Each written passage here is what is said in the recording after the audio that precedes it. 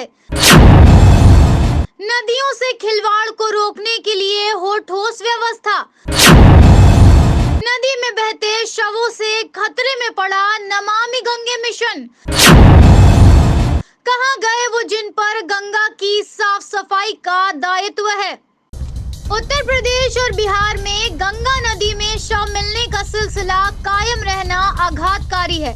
चूंकि बड़ी संख्या में शव मिले हैं, इसलिए अंदेशा होता है कि कहीं ये उनके तो नहीं जो कोरोना का शिकार हुए। ये तथ्य है कि कोरोना की दूसरी लहर गांवों तक पहुंच गई है और कुछ इलाकों में कहर भी ढा रही है। लेकिन यदि ये मान लिया जाए कि गंगा में मिले शव कोरोना का शिकार हुए लोगों के हैं, तब यह भी समझना कठिन है कि आखिर उन्हें नदी में बहाने की क्या जरूरत थी।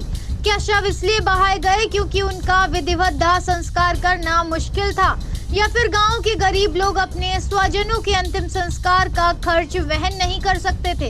यदि ऐसा कुछ था तो फिर ग्राम प्रधान, पंचायत प्रमुख और ग्रामीण क्षेत्र के अन्य जन प्रतिनिधियों के साथ संबंधित प्रशासन क्या कर रहा था?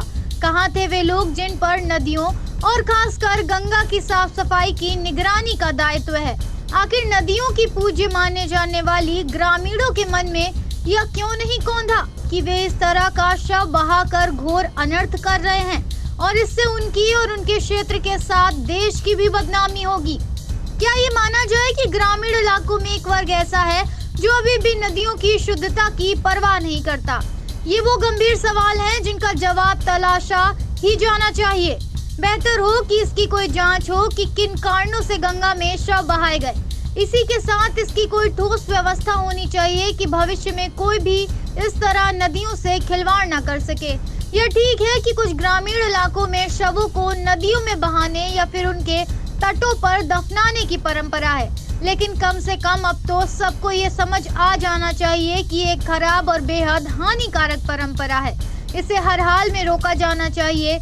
एक ऐसे समय और भी जब नदियों को दूषित होने से बचाने के लिए व्यापक अभियान चलाए जा रहे हैं, परंपराओं या फिर मजबूरी के नाम पर नदियों को दूषित नहीं होने दिया जा सकता। बेहतर हो कि जिस तरह यूपी और बिहार की सरकारें चेतीं, उसी तरह अन्य राज्य की सरकारें भी चेतें, क्योंकि इसकी आशंका है कि इस तरह का काम अन्य जगह भी हो सकता है। राज्यों को ये समझना होगा कि महामारी से लड़ने के साथ इसकी भी चिंता करनी है कि उसकी चपेट में आए लोगों के अंतिम संस्कार कोविड प्रोटोकॉल के तहत ही हों।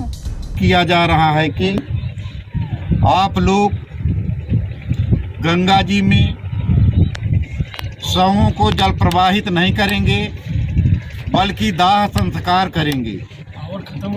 दाह संस्कार के अलावा कोई भी जल प्रवाहित नहीं करेगा। आप लोग भी ध्यान रखें, यदि बाहरी लोग ला करके कोई जल प्रवाहित करता है